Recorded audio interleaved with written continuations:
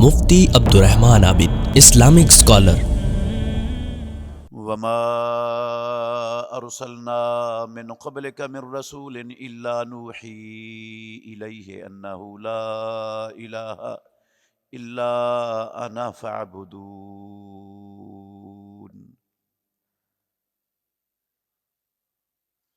اور ہم نے آپ سے پہلے جتنے بھی رسول بھیجے ہم نے ان کی طرف وحی کی کہ اللہ رب العالمین کے سوا کوئی عبادت کے لائق نہیں، اللہ ہی کی عبادت کرو۔ عزیز بھائیوں، قابل احترام بزرگوں، دنیا میں انسانوں کے لیے بہت سی چیزیں ہیں جو ہماری زندگی میں بہت بڑی اہمیت کی حامل ہیں۔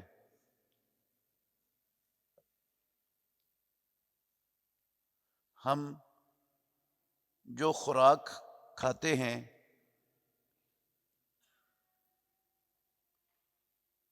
اس کی اہمیت ہر ذی شعور کے ہاں مسلمہ ہے۔ اگر یہ خوراک اور راشن انسان کو میسر نہ آئے تو یہ دنیا والی زندگی باقی نہیں رہ سکتی، ختم ہو جائے گی۔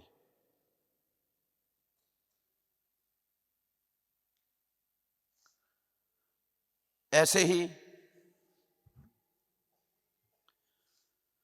لباس ہے، اگر انسان کو لباس میسر نہ آئے تو نہ یہ سردی سے اپنے آپ کو بچا سکتا ہے، نہ گرمی سے اپنے آپ کو بچا سکتا ہے، اور نہ یہ کسی کے سامنے ہی آ سکتا ہے۔ لباس کی اس دنیاوی انسانی زندگی میں کتنی بڑی اہمیت ہے۔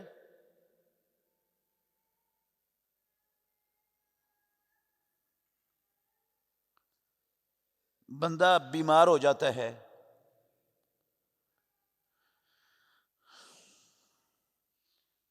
بیماری کی حالت میں علاج، معالجہ، دوائی لینا، کھانا، پرہیز کرنا بہت بڑی اہمیت کی حامل ہے۔ یہ علاج معالجے والی چیز بھی انسانی زندگی میں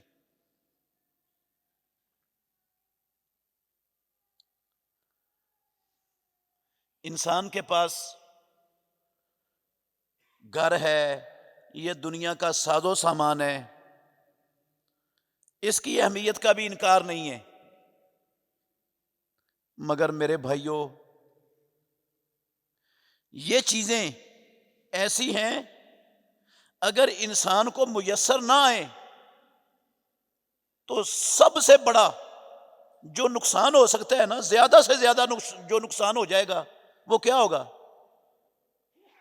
وہ یہ دنیاوی زندگی ختم ہو جائے گی۔ اس سے زیادہ بڑا تو نقصان نہیں نہ ہوگا کوئی بھی۔ مگر میرے بھائیوں، دنیا میں ایک ایسی قیمتی چیز ہے اگر وہ انسان کے پاس نہ رہے، انسان اس سے محروم ہو جائے تو اس کی دنیا والی زندگی یہ بھی برباد اور عاقبت بھی ہمیشہ کے لیے برباد۔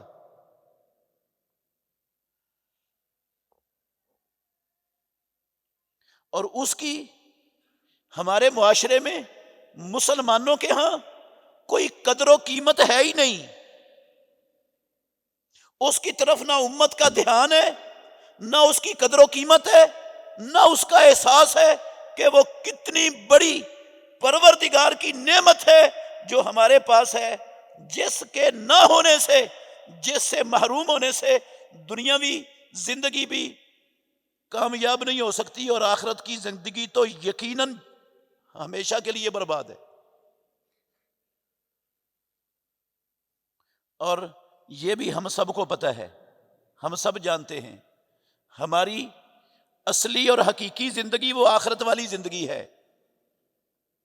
یہ تو 100 سال بعد ختم ہو جائے گی، 100 سال ہی ہو جائے گی نا، زیادہ سے زیادہ 125 سال ہو جائے گی۔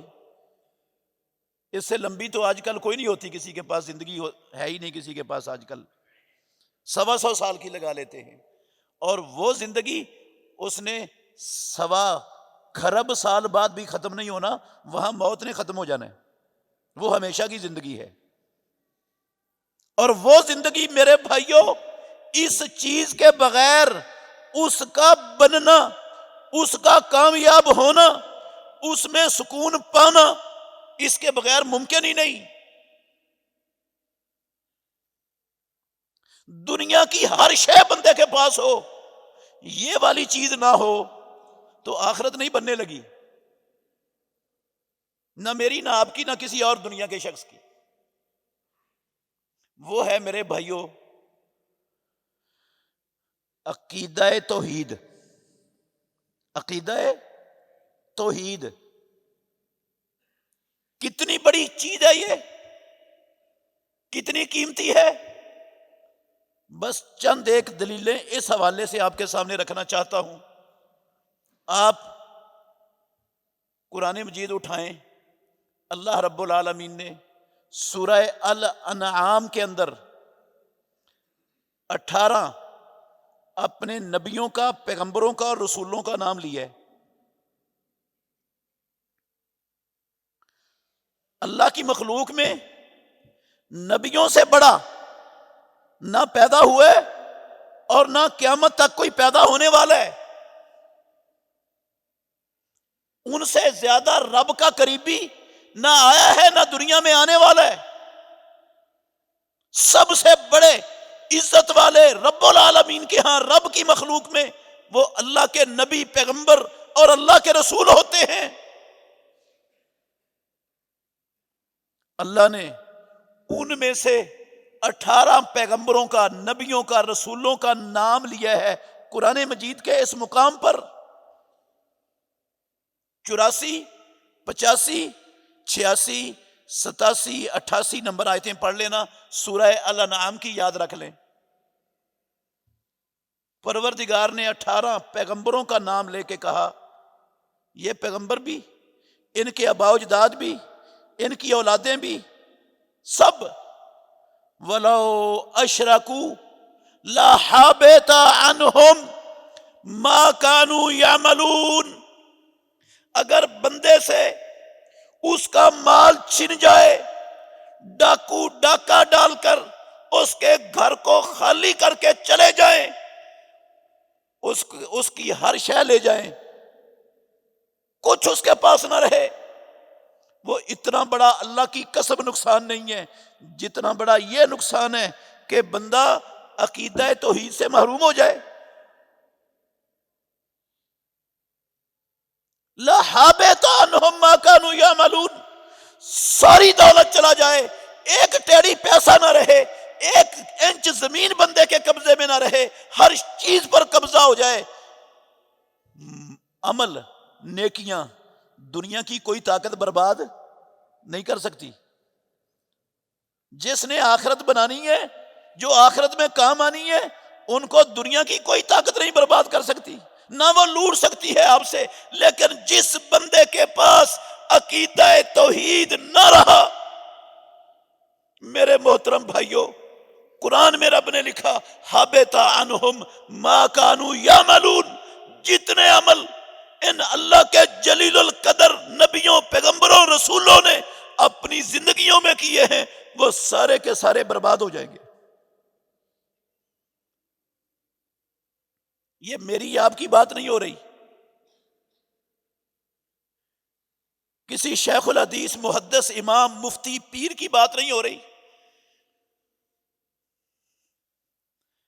کسی ولی، کتب، ابدال کی بات نہیں ہو رہی، یہ بات ہو رہی ہے اللہ کے نبیوں کی۔ وَلَوْ أَشْرَكُوا لَحَبِطَ عَنْهُمْ مَا كَانُوا يَعْمَلُونَ۔ اگر میرے نبی بھی اللہ کی عبادت میں، اللہ کی مخلوقات میں سے کسی کو شریک بنائیں گے، ان کی ساری زندگی کی نیکیاں اور اعمال برباد ہو جائیں گے۔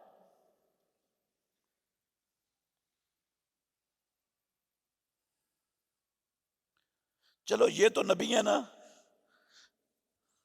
دوسرے مقام پہ اللہ مالک الملک نے ان نبیوں کے بھی سردار محمد الرسول اللہ صلی اللہ علیہ وسلم کو مخاطب کر کے کہا، فرمایا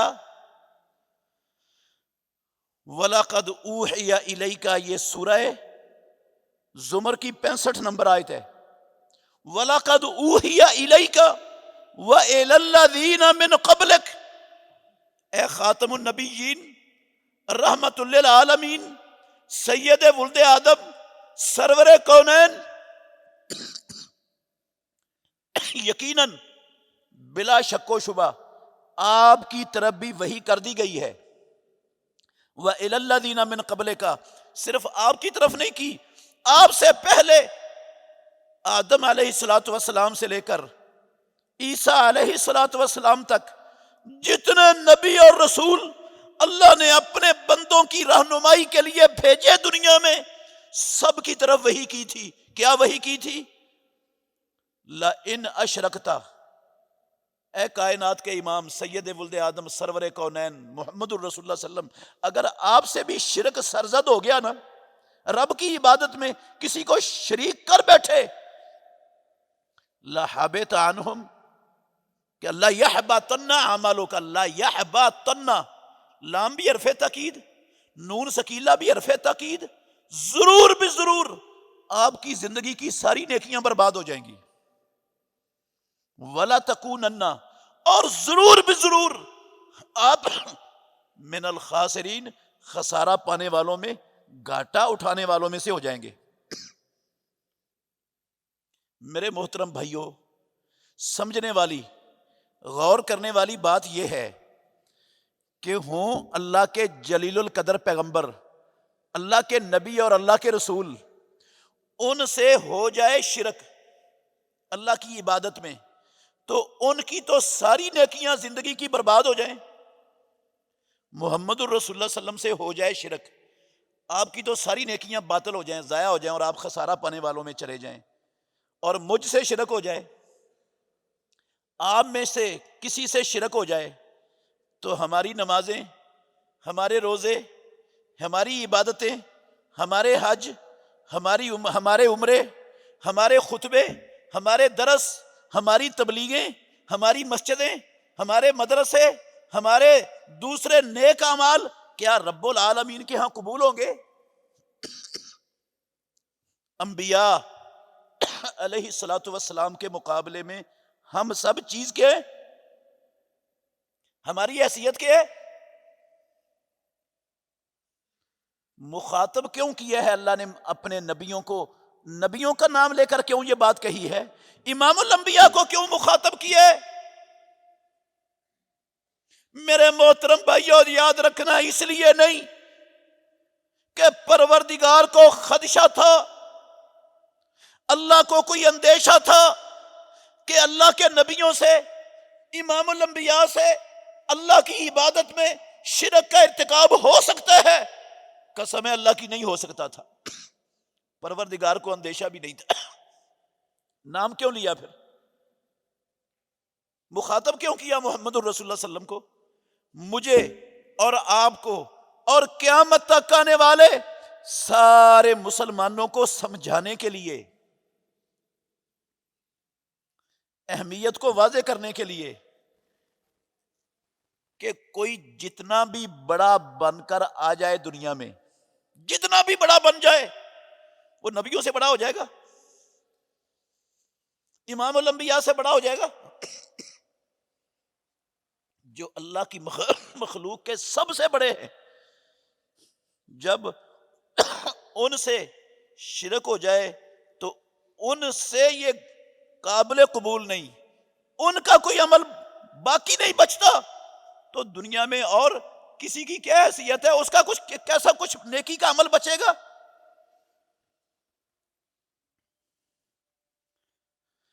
میرے بھائیوں، نیک عمل اگر سارے کے سارے برباد ہو گئے نا، قسم اللہ کی آخرت ہمیشہ کے لیے برباد ہو گئی۔ ہمیشہ کی زندگی برباد ہو گئی۔ وَمَن یشرک باللہ فقد حرم اللہ علیہ الجنہ، پروردگار نے کہا جو بندہ،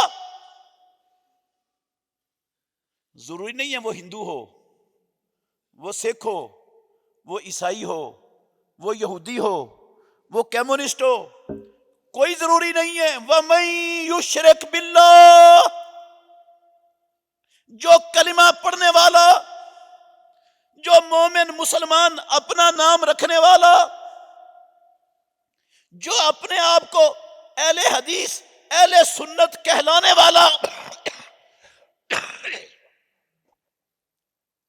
نمازیں پڑھنے والا، تہجدیں پڑھنے والا، نبی مکرم صلی اللہ علیہ وسلم سے محبت کرنے والا، آپ پر قربان جانے والا، اگر شرک کرے گا نا، فقد حرم اللہ علیہ الجنہ، اللہ نے اس بندے پر جنت کو حرام کر دی ہے۔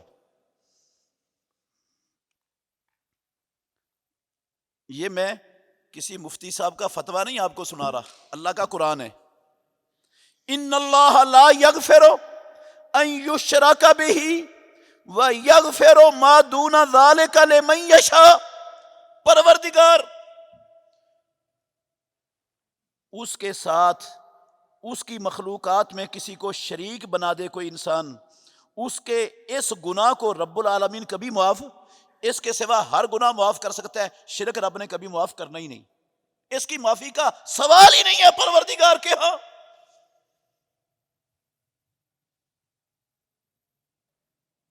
صحیح مسلم میں ہے، مختصر ہے صحیح مسلم میں، اور دوسری کتابوں میں تفصیل سے موجود ہے۔ عبداللہ بن جدعان مکے کا بہت بڑا سیٹھ آدمی تھا، مالدار تھا، ہر سال حج کے لیے آنے والے حاجیوں کو مفت سوٹ دیا کرتا تھا، بے شمار لوگوں کو، سینکڑوں لوگوں کو اس غربت کے دور میں مفت کپڑے پہنا کے بھیجتا تھا واپس، اور آنے والوں کو ستو گول گول کر پلایا کرتا تھا۔ اللہ نے مال بڑا دیا ہوا تھا، خرچ کرتا تھا وہ اس کے لیے۔ وہاں پر جہاں پانی بھی ملنا آسان نہیں تھا، منا میں، عرفات میں، مزدلفہ میں، آج بھی جو سعودی حکومت نے اہتمام کیا ہے پانی کا، اگر وہ نہ کرتی تو وہاں پانی کا قطرہ بھی نہ ہوتا، میسر ہی نہیں تھا وہاں پانی دور دور تک، اور وہاں وہ لوگوں کو ستو پلانے کا بندوبست اہتمام کرتا تھا، مفت دیتا تھا۔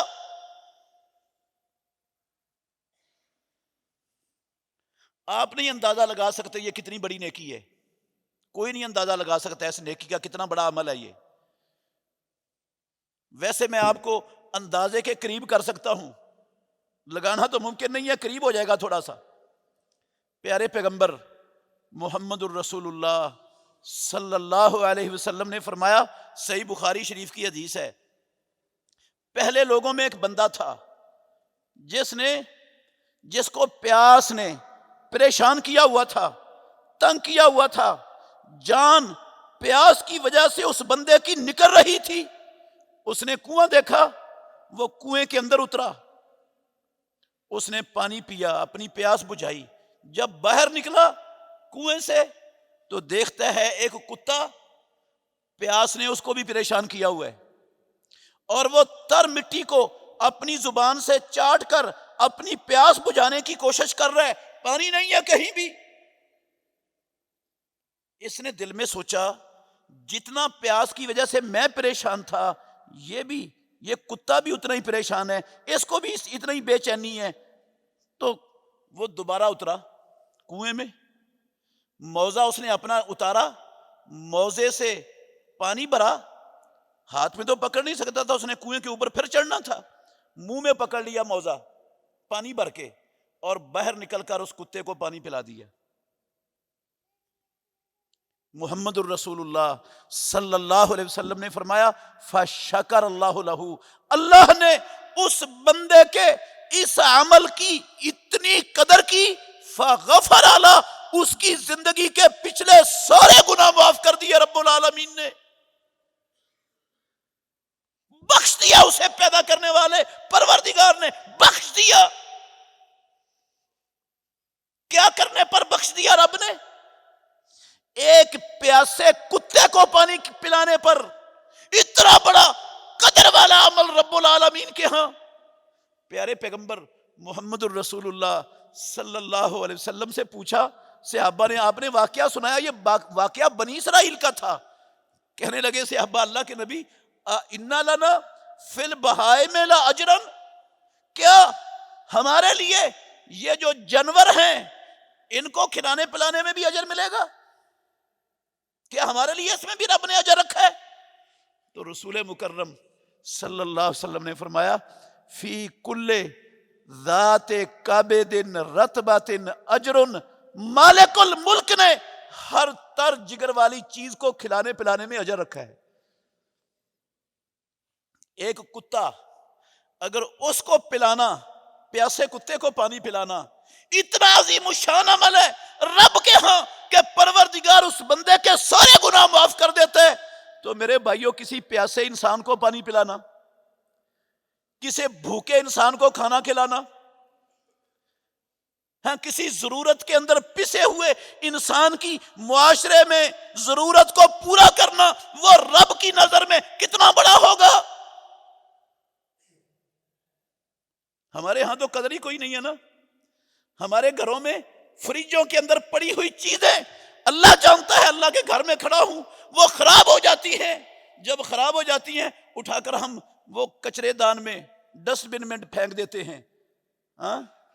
پیاسا ہمسایا، وہ گھر کے دیوار کے ساتھ، اس کے بچے بھوکے تڑپ رہے ہوں، وہ پریشان ہو، وہ تنگ دست ہو، بھوکا ہو، بغیر کھائے اس کے بچے رات بسر کر رہے ہوں، ہمارے کان پر جوں تک نہیں ریگتی مسلمانوں کے ہاں۔ تعلیم بڑی ہم نے حاصل کر لی، تعلیم بڑی ترقی کر گئی، لیکن جیسے جیسے تعلیم ہمارے معاشرے میں ترقی کرتی جا رہی ہے، ناراض نہیں ہونا میرے بھائیوں، انسانیت ختم ہوتی جا رہی ہے لوگوں سے۔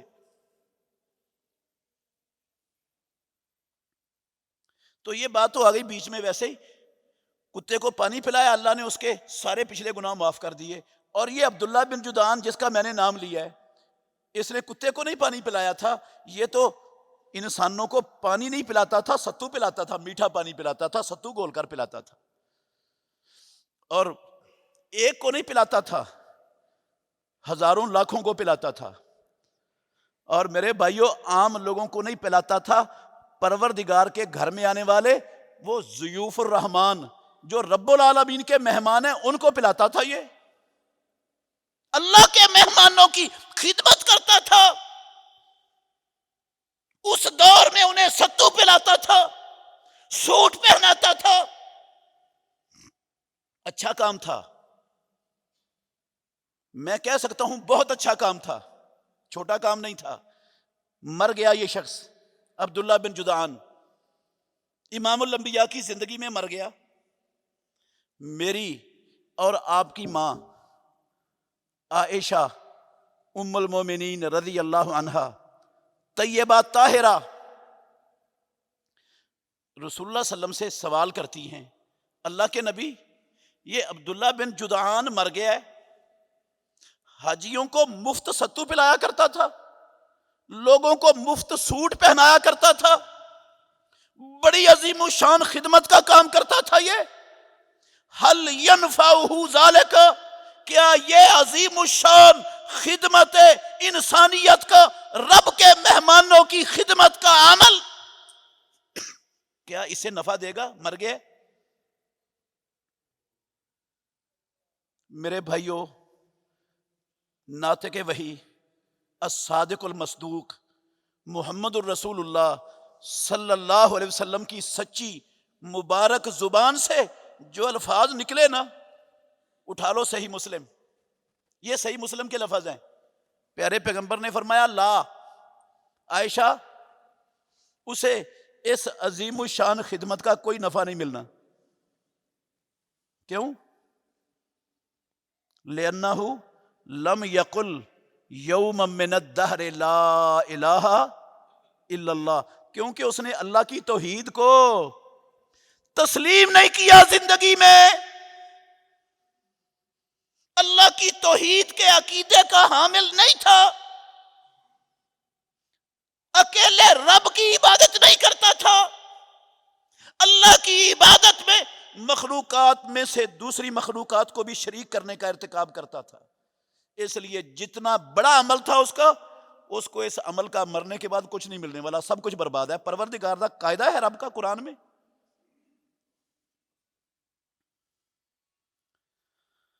آپ اندازہ لگائیں اتنی بڑی یہ چیز، اور مسلمانوں کے ہاں کیا قیمت ہے اس کی؟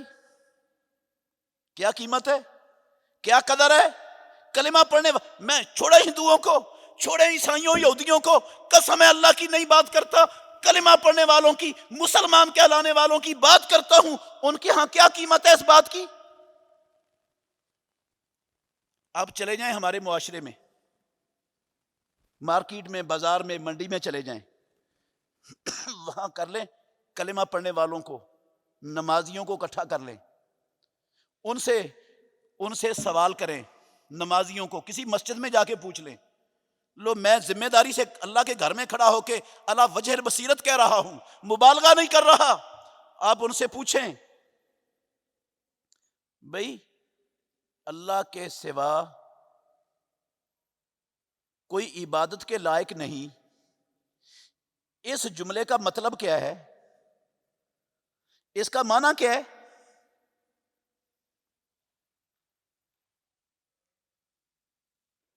کیا یہ صرف بولنا ہے جملہ؟ جو یہ جملہ بول دے گا، اس کے بولنے سے سارے مسئلے اس کے سیدھے ہو جائیں گے، آخرت بن جائے گی، سنور جائے گی؟ اگر بولنا ہی ہوتا تو ابو لہب، عتبہ اور شیبہ، وہ محمد الرسول اللہ صلی اللہ علیہ وسلم نے جب کہا تھا قولوا لا الہ الا اللہ تفلحون، تو ان کو کیوں پریشانی ہوتی؟ یہ کوئی کہنا مشکل تھا؟ بولنا مشکل تھا؟ وہ عربی دان نہیں تھے، ان کو عربی نہیں آتی تھی، یہ جملہ ان کے زبان پر چڑھ نہیں سکتا تھا، کیوں انکار کیا انہوں نے؟ اس کا صرف پڑھنا، بولنا، زبان سے ادا کرنا، اللہ کی قسم اس کا مطلب نہیں۔ ہم نے تو یہ مطلب سمجھ لیا ہے۔ ان سے پوچھیں اللہ کے سوا کوئی عبادت کے لائق نہیں، اس کا مطلب کیا ہے؟ 90% نمازی، بے نمازیوں کو بھی چھوڑ دیں، 90% نمازی نہیں بتا سکیں گے اس کا مطلب کیا ہے۔ 90% اللہ کے گھر میں کھڑا ہوں، نہیں بتا سکیں گے اس کا مطلب کیا ہے۔ پتہ ہی نہیں ان کو، شعور ہی نہیں، کبھی غور ہی نہیں کیا، اس کو جاننے کی طلب ہی نہیں ہے لوگوں میں، اہمیت ہی نہیں ہے اس مسئلے کی، اس کی اہمیت کا شعور ہی نہیں ہے امت کو۔ اس لیے جس چیز کی طلب ہی نہیں ہے، شعور ہی نہیں ہے، اہمیت ہی نہیں ہے، اس پر بندہ کیوں اپنا وقت لگائے گا؟ اس کے ہاں تو جو قدر والی چیز ہے وقت اس کو دے رہا ہے اس نے، یہ تو قدر والی ہے ہی نہیں، قیمتی نہیں ہے۔ میں انشاءاللہ الرحمن سمجھا سکتا ہوں آپ کو، اور سمجھاؤں گا اللہ کے فضل سے، اور سمجھاؤں گا قرآن کی دلیلوں سے، لیکن خلاصہ یاد رکھ لیں، میرا موضوع یہ نہیں ہے، خلاصہ یاد رکھ لیں، خلاصہ یہ ہے، میں نے بڑی مرتبہ بیان کیا یہاں پر، خلاصہ یہ ہے میرے بھائیوں، اللہ کی ذات میں پوری مخلوقات میں سے کوئی شریک نہیں ہے، اللہ کی صفات میں کوئی شریک نہیں ہے مخلوقات میں سے، اللہ کے اختیارات میں کوئی شریک نہیں ہے مخلوقات میں سے، پروردگار کے حقوق میں کوئی شریک نہیں ہے مخلوقات میں سے، وہ اپنی ذات میں بھی اکیلا، اپنی صفات میں بھی اکیلا، اپنے اختیارات میں بھی اکیلا، اپنے حقوق میں بھی وحدہ لا شریک اور اکیلا۔ اب اس کا بھی مطلب سمجھ نہیں آنا آپ کو کہ ذات میں اکیلا، صفات میں اکیلا، حقوق میں اکیلا، اختیارات میں اکیلا، اس کا کیا مطلب؟ یہ کوئی فلسفہ ہے؟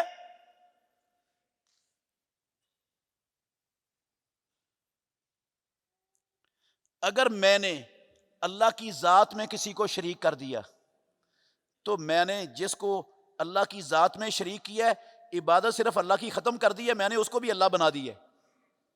جس کو اللہ کی صفات میں شریک کر دیا عبادت صرف اللہ کی نفی کر دی ہے، میں نے اس کو اٹھا کر اللہ کے ساتھ کیا بنا دیا؟ شریک کر دیا، شرک ہو گیا ہے۔ جس کو رب کے اختیارات میں شریک کر دیا، میں کروڑ کہوں یہ رب نہیں ہے، میں رب نہیں مانتا اللہ کے سوا کسی کو، لیکن جو اختیار رب کا ہے وہ اسے دے دیتا ہوں۔ کعبے کے رب کی قسم میں کروڑ کہوں یہ رب نہیں ہے، یہ خدا نہیں ہے، وہ آسمانوں والا ہے صرف، لیکن اختیار میں نے رب کا اس کو دے دیا، میں نے اس کی عبادت کر لی ہے، عبادت میں رب کے ساتھ اس کو شریک کر دی ہے، ہو گئی۔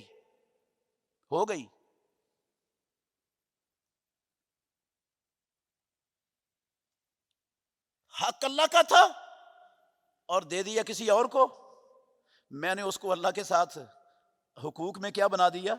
شریک بنا دیا۔ عبادت صرف اللہ کی نہیں، وہ بھی رب بن گیا ہے۔ کہاں لکھا ہوا ہے یہ؟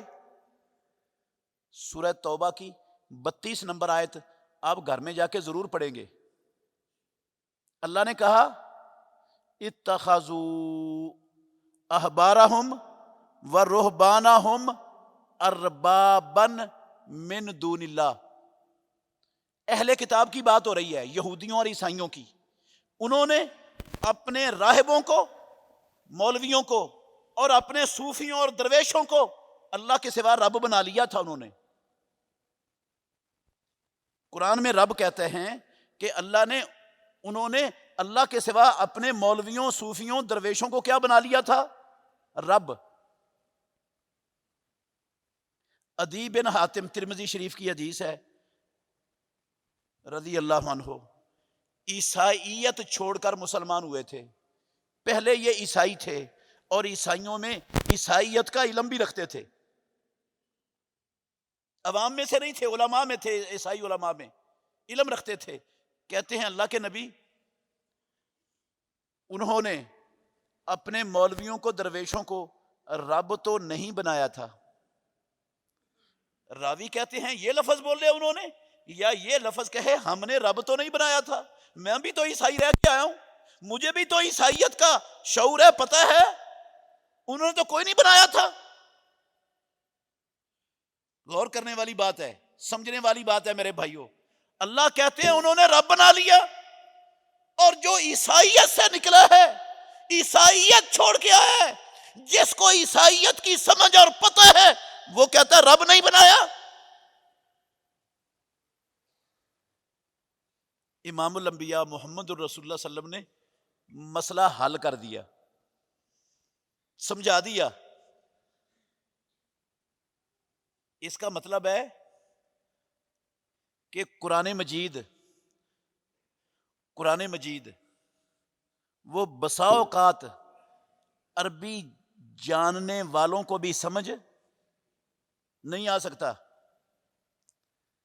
جب قرآن مجید کو امام الانبیاء کی سنت سے ہٹا دیں گے، کعبے کے رب کی قسم نہیں سمجھ آ سکتا، کسی کو بھی نہیں آ سکتا، کسی کو بھی نہیں آ سکتا، کسی کو نہیں آ سکتا۔ حدیث کے بغیر قرآن سمجھنا ناممکن، محال۔ یہ صحابیاں رسول اللہ کے نہیں سمجھ آئی آیت، ایک آیت کی بات ہے، قسم اللہ کی 10 آیتیں ہیں قرآن میں جو صحابہ کو نہیں سمجھ آئی تھی، نبی کی موجودگی میں، نبی کے شاگرد آیتیں اتری ہیں، جب تک اللہ کے نبی نے ان کے معنی کی وضاحت نہیں کر دی، صحابہ کو سمجھ نہیں آ سکی ان کی۔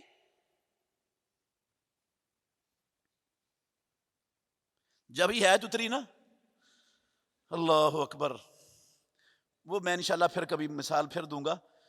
میں بتا یہ رہا تھا کہ انہوں نے رب بنا لیا۔ رسول اللہ صلی اللہ علیہ وسلم نے کیا کہا؟ آپ نے فرمایا عدی یہ بتاؤ، جو چیز یہود و نصارہ کے اہل کتاب کے مولوی اور درویش ان کو کہہ دیتے تھے یہ حلال ہے، اور اللہ نے اور اللہ کے نبیوں نے اور اللہ کی کتابوں نے اس کو حرام قرار دیا ہوتا تھا، یہ کہہ دیتے تھے حلال ہے، اور یہ رب کے، اس کے نبی کے، اس کی کتاب کے حکم کو چھوڑ کر اپنے مولوی اور درویش کی بات مانتے تھے. کیا ایسا تھا؟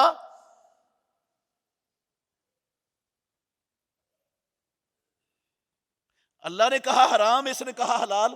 یہ حرام مانتے تھے یا حلال مانتے تھے؟ مولوی صاحب کی بات مان کر کہتے ہیں حلال مانتے تھے. جو مولوی صاحب کہتے تھے رب کی بات کو چھوڑ دیتے تھے. اور اس کے ساتھ ہی کہا جو چیز اللہ رب العالمین نے حرام کی ہے اور یہ کہہ دیتے تھے حلال ہے، یہ اس کو حلال مانتے تھے یا رب کے کہنے پر حرام مانتے تھے؟ کہتے ہیں حلال مانتے تھے. ایسا تو تھا. امام الانبیاء محمد الرسول اللہ صلی اللہ علیہ وسلم نے فرمایا فَتِلْكَ عِبَادَتُهُمْ. ادی یاد رکھو یہ حق حلال اور حرام کرنے کا اللہ کا ہے. دے دیا انہوں نے اپنے مولویوں درویشوں کو اہل کتاب نے، تو یہی تو ان کی عبادت کرنا ہے. عبادت کا معنی تو یہی ہے، عبادت تو اسی کا نام ہے. حق اللہ کا ہے اور اللہ سے چھینا اور دے دیا بندوں کو، یہی تو عبادت ہے. اور اسی کا مطلب ہے رب بنانا. جب کسی کی عبادت ہو گئی تو اس کو رب بنا لیا کہ نہیں بنا لیا؟ اس کو تو رب بنا لیا. عدی رضی اللہ عنہ کو سمجھ آ گئی کہ آیت کا مطلب کیا ہے.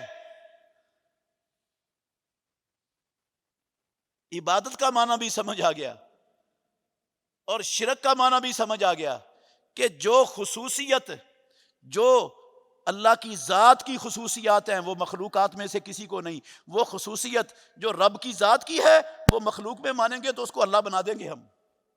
جو حق رب کا ہے وہ کسی بندے کو دیں گے تو رب مان لیں گے اس کو.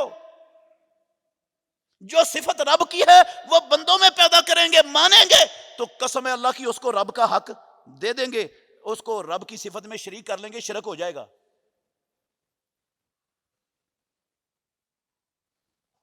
اللہ رب العالمین کی صفت ہے الحی القیوم، رب کی صفت ہے. اگر میں حی القیوم کا معنی کیا ہے؟ ہمیشہ زندہ رہنے والا اور ہمیشہ قائم رہنے والا اور ساری کائنات کے نظام کو قائم رکھنے والا الحی القیوم. اگر میں کہوں کہ فلانے کو بھی موت نہیں آئی، وہ بھی ہمیشہ ہمیش کے لیے زندہ ہے، تو میں نے اس کو اللہ کی صفت میں شریک کیا کہ نہ کیا؟ عبادت اس کی ہو گئی کہ نہیں ہو گئی؟ رب بنا دیا اس کو کہ نہیں بنا دیا؟ وہ یہ تو صرف رب کی صفت ہے، رب کے علاوہ تو کسی میں پائی نہیں جاتی. اور آج کتنے لوگوں کو معلوم ہے کہاں کھڑے ہیں مسلمان اس مسئلے کے، اس عقیدے کے حوالے سے؟ کیا قدر و قیمت ہے اس مسئلے کو جاننے کی، کتنی جستجو ہے ہماری امت مسلمہ میں. ہمارے تعلیمی نصابوں میں یہ چیز موجود ہے؟ قسم اللہ کی خوردبین لگا کر دیکھو، یہ چیز آپ کو پورے پریپ سے لے کر پی ایچ ڈی تک نصابوں میں نظر نہیں آئے گی. ہے کتنی بڑی. اگر اس میں خرابی آ جائے سارا کچھ، زندگی کی ہر شے برباد، ہر نیکی برباد. کعبے کے رب کی قسم ہمیشہ کے لیے جہنم واجب، ہمیشہ کے لیے جنت حرام. اور ہم نے اس کو معمولی سمجھا. اللہ نے انبیاء، جو آیت میں نے پڑھی تھی 25 نمبر آیت سورہ الانبیاء کی، پروردگار نے اس آیت میں کیا کہا؟ یہ دوسری دلیل میں دینے لگا ہوں. یہ پہلی دلیل دی ہے کہ کتنا اہمیت والا مسئلہ ہے. ہم خوراک کو بڑا ہم سمجھتے ہیں، اس کے لیے بڑی بھاگ دوڑ ہے، اس کے لیے بڑی کوشش ہے. دنیا کے ساز و سامان کو، مکان کو، اس کے لیے بڑی فکر ہوتی ہے. دن رات ہم نے ایک کیا ہوتا ہے، اپنی ہر شے کو داؤ پہ لگا دیتے ہیں. لیکن جس نے سارا کچھ ادھر رہ جانا ہے اس کے لیے اتنی بھاگ دوڑ، اتنی محنت، اتنی تگودو، اتنی کوشش. اور جس کے بغیر آخرت سنورنی نہیں، قسم اللہ کی اس کی فکر ہی نہیں مسلمانوں کو، اس کا احساس تک نہیں. نہ ہمیں، نہ ہمارے بچوں کو، نہ ہماری نسلوں کو، نہ خاندانوں کو، نہ ہمارے حکمرانوں کو، نہ ہمارے تربیت کرنے والے اداروں کو.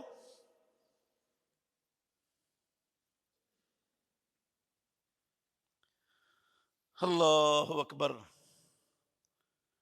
پھر کبھی انشاءاللہ الرحمن اس کی اہمیت پر 2-3 نکات اور بڑے بڑے اہم آپ کو بتاؤں گا. اللہ ہمیں سمجھنے کی، عمل کرنے کی توفیق عطا فرمائے.